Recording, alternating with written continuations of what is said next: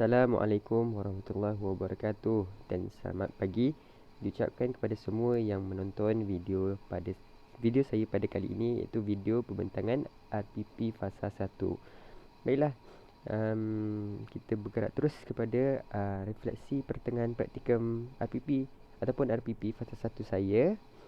Terlebih dahulu saya memperkenalkan diri saya. Nama saya Muhammad Amirul Ashraf bin Cik Nazaki dan saya merupakan pelajar praktikum fasa 1, pelajar PISMP dan tahun ketiga semester 1 yang telah berpraktikum di SK Kompleks Gong Badak. Baiklah, saya bawakan 4 perkara dalam kandungan pembentangan RPP saya pada kali ini, iaitu yang pertama, pengetahuan dan kemahiran yang saya sedia ada di IPG dan saya aplikasikan di sekolah. Dan yang kedua, pengetahuan dan kemahiran yang baru diperoleh. Yang ketiga adalah inovasi ataupun ilmu binaan dan bahan yang dihasilkan. Yang keempat adalah komen dan reaksi terhadap pengalaman di sekolah. Baiklah, tanpa membuang masa, kita terus kepada latar belakang saya lah. Baik, saya berpraktikum di Sekolah Kebangsaan Kompleks Gong Badak, yang mana saya bidang teras saya merupakan bahasa Melayu. Bidang elektif teras saya pula merupakan subjek sejarah. Tahun yang diajar adalah tahun 4 bahasa Melayu dan juga sejarah, tahun 5 bahasa Melayu dan tahun 6 adalah sejarah. Pensyarah penyelia yang menyelia saya untuk bahasa Melayu adalah Encik Cik Mansur bin Cik Tom, dan sejarah pula Encik Mansur bin Abdul Rahman. Jam mengajar saya ataupun waktu mengajar, jumlah masanya sebanyak 12 masa, iaitu bahasa Melayu ada 8 masa dan sejarah 4 masa. Baiklah, terus kepada yang pertama, iaitu pengetahuan dan kemahiran sedia ada di IPG yang diaplikasikan. Terdapat 3 perkara yang saya ingin ketengahkan dalam maklumat pertama ini, iaitu yang pertama, pengurusan tingkah laku. Yang kedua, ilmu pedagogi pendidikan. Yang ketiga, pengaplikasian TMK dalam PDP. Baiklah, terus kepada pengurusan tingkah laku. Saya bawakan 3 perkara dalam menguruskan tingkah laku murid. Yang pertama, sangat tidak asing dengan kita, iaitu teori perkembangan kognitif Jean Piaget, yang mana teori ini beradaptasi dan mengintegrasi murid-murid beradaptasi dan menginterpretasi objek dan kejadian-kejadian di sekitarnya. Maksudnya, perkembangan kognitif mereka berpusatkan sekeliling mereka. Mereka akan memahami fungsi dan ciri-ciri sesuatu, termasuklah ciri-ciri dalam menguasai bahasa Melayu. Dan kemampuan kognitif seperti yang saya katakan tadi adalah berdasarkan pengalaman yang dihadapi oleh mereka. Baiklah, teori yang kedua adalah teori kecerdasan pelbagai, yang mana ditemui ataupun Howard Gardner 1993 telah menyatakan bahawa teori ini menunjukkan bahawa manusia mampu menyelesaikan masalah dan mampu menghasilkan satu output yang efektif. Bagaimana caranya? Manusia mempunyai pelbagai kecerdasan masing-masing. Seperti mana teori kecerdasan pelbagai yang ditunjukkan, terdapat pelbagai teori kecerdasan dan antaranya adalah intrapersonal, interpersonal, visual ruang, verbal linguistik dan sebagainya. Dan saya ingin tekankan bahawa dalam pembelajaran murid-murid, biasanya murid-murid lebih menyukai visual ataupun mereka gemar untuk melihat gambar-gambar, bahan maujud dan sebagainya, kerana mereka lebih menganggap pembelajaran sangat menarik jika adanya sesuatu yang colourful ataupun, maafkan saya, warna-warni dan sebagainya. Dan itu sangat bersesuaian dengan teori yang kedua ini, iaitu teori kecerdasan pelbagai yang mana membawakan kecerdasan visual ruang, dan membantu kecerdasan verbal linguistik untuk membantu mereka bertutur dan menguasai kemahiran bahasa dan aspek bahasa.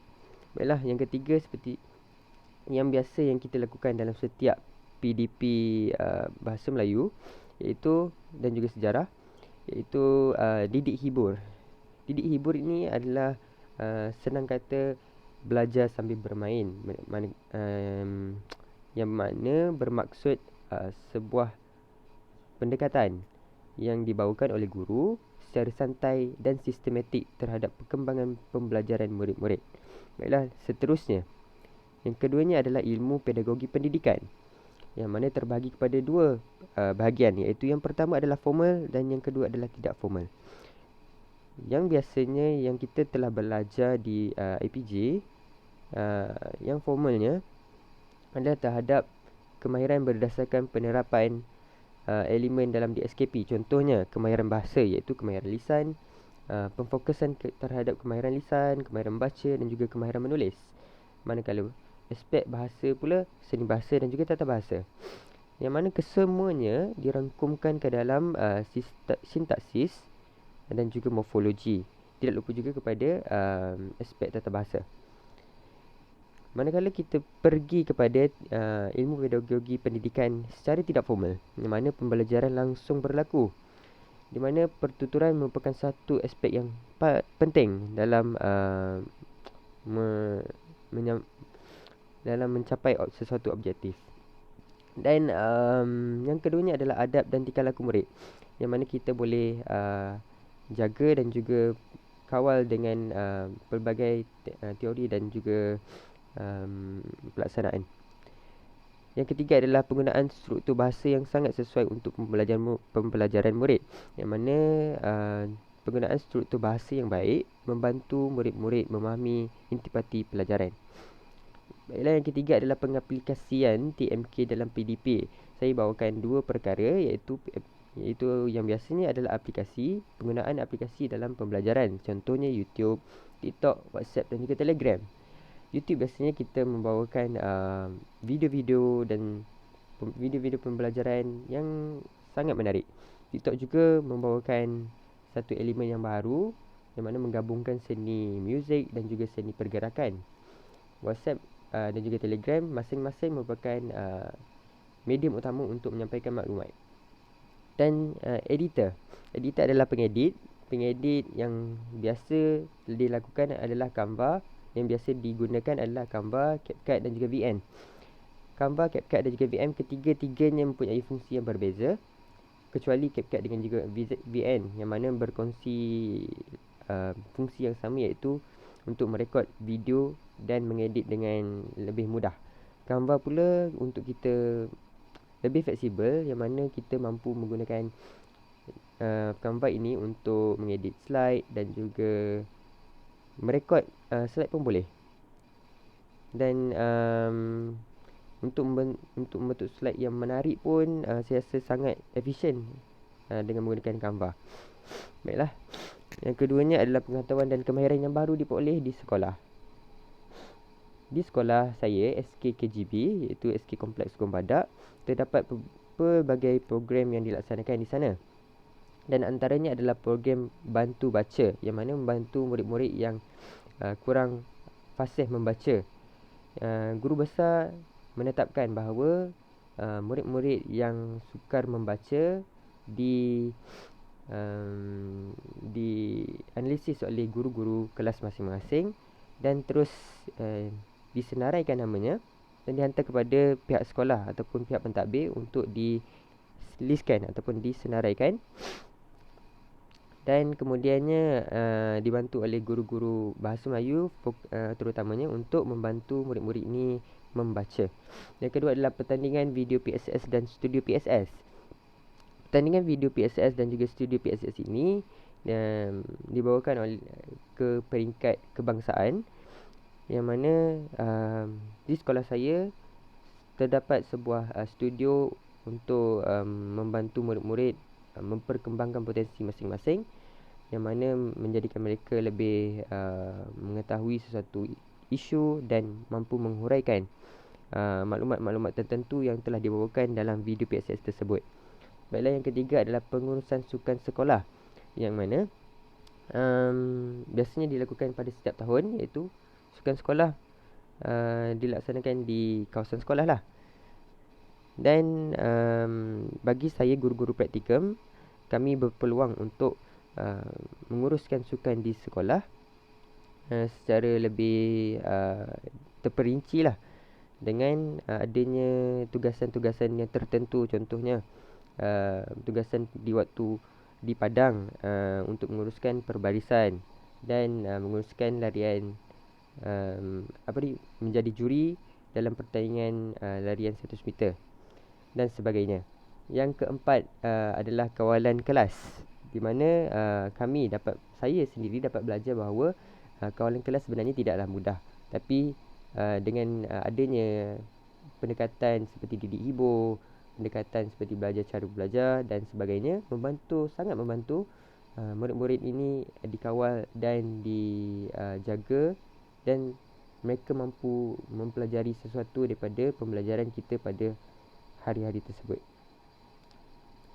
Baiklah, yang ketiga adalah ilmu binaan dan inovasi. Saya bawakan inovasi saya, iaitu kad kata, yang mana membantu murid-murid membina ayat. Kad kata ini secara asasnya adalah seperti kad Uno lah yang biasa kita main, yang sangat tidak asing kepada murid-murid. Kad kata ini dibahagikan kepada 4 golongan kata utama, iaitu golongan kata nama, golongan kata kerja, golongan kata adjektif dan juga kata sendi nama, yang mana mempunyai warna yang berbeza. Kata nama diklasifikasikan kepada warna merah, biru kepada kata kerja, kuning kepada kata adjektif, hijau kepada kata sendi nama. Dan satu lagi saya bawakan elemen terbaru, iaitu kad berwarna hitam, yang mana saya akan terangkan selepas ini. Baik, penggunaannya adalah murid dikehendaki membina ayat mengikut pola warna yang telah tertera, yang mana saya telah sediakan satu papan peraturan, yang mana mempunyai di situ terdapat pola perututan warna, maksud kata nama, kata kerja, kata adjektif dan juga kata sendi nama, serta penerangan tentang objek dan juga elemen tambahan yang lebih menarik. Baik, kelebihannya, dengan adanya kad kata, murid dapat dibantu dalam menjana idea mereka melalui gambar dan juga tulisan yang disediakan pada kad kata. Mereka juga mampu memahami ciri-ciri ayat dan fungsi golongan kata. Apabila mereka menggunakan kad kata ini, mereka perlu menyusun ayat tersebut dalam kedudukan yang telah ditetapkan, iaitu mengikut pola warna yang saya sediakan, yang mana pola warna itu dapat dibentuk kepada beberapa bentuk ayat yang berbeza, dan saya akan tunjukkan selepas ini. Yang ketiganya, murid memiliki kecerdasan visual ruang. Kebanyakan murid sebenarnya memiliki kecerdasan visual ruang, di mana mereka lebih menghayati pembelajaran secara bermain ataupun melihat kepada gambar dan sebagainya. Mereka lebih seronok dan menghayati pembelajaran. Baik, ini adalah papan peraturan. Ini adalah pola warna yang saya sediakan, iaitu yang pertama KN tambah KN, iaitu kata nama tambah kata nama, yang mana kata nama merah dan juga kata nama merah. Dan saya sertakan contoh ayat. Yang kedua adalah KN tambah KK, merah biru, ataupun boleh jadi lebih panjang, merah biru hijau merah, iaitu saya tidur di bilik tidur. Yang ketiga, yang KN tambah KK adalah kata kerja yang diklasifikasikan kepada kata kerja tidak transitif. Dan yang ketiga itu adalah kata kerja transitif, yang mana memerlukan objek selepas kata kerja ataupun memerlukan penyambung. Baik, contohnya adalah merah biru merah ataupun merah biru merah, hijau merah. Yang keempat, iaitu KN tambah KA ataupun kata adjektif. Contohnya saya kacak, merah dan juga kuning. Dan yang kelima, abang di ruang tamu, KN tambah KSN, iaitu merah, hijau, merah. Papan peraturan ini membawa disertakan dengan maksud golongan kata. Yang kedua, terdapat pola turutan warna seperti saya nyatakan tadi. Yang ketiga, penerangan tentang objek dan juga penambahan kad ataupun kad warna hitam sebenarnya. Kad yang memberi lebih keseronokan kepada permainan tersebut. Iaitu kad tukar pusingan, yang mana jika tadi murid-murid dikehendaki menyusun ayat mengikut giliran masing-masing secara berpusing, namun bila menggunakan kad ini dia perlu menukar pusingan. Dan yang kedua adalah kad langkau, di mana dia tidak perlu membawa ataupun dia tidak perlu dia boleh langkau lah dia punya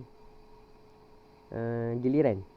Dan yang ketiga adalah kad penambah 2, yang mana murid-murid yang seterusnya perlu mengambil 2 tambahan kad daripada deck kad yang disediakan di tengah.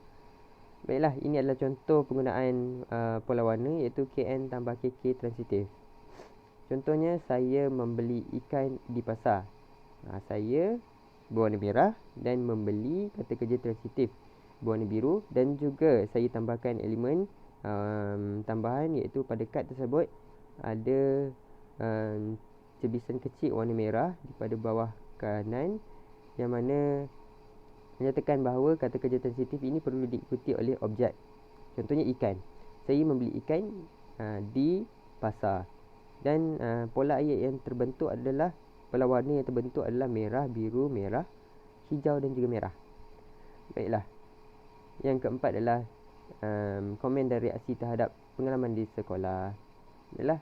Komen membinanya adalah pembinaan BBM ini dapat dan penghasil inovasi sangat membantu saya untuk menjadi lebih kreatif dalam membina BBM yang seterusnya, yang mana usaha ini dapat membantu pembelajaran murid-murid untuk menarik mereka terus fokus dalam kelas saya. Yang keduanya adalah menarik minat murid-murid untuk belajar. Mereka akan lebih minat, semestinya akan lebih minat kerana adanya elemen-elemen tambahan, iaitu elemen mentas kurikulum, dan fokusnya adalah kepada inovasi dan juga BBM yang telah saya hasilkan. Yang ketiga adalah dapat memaksimumkan potensi murid dan mencapai objektif pembelajaran. Saya katakan begini kerana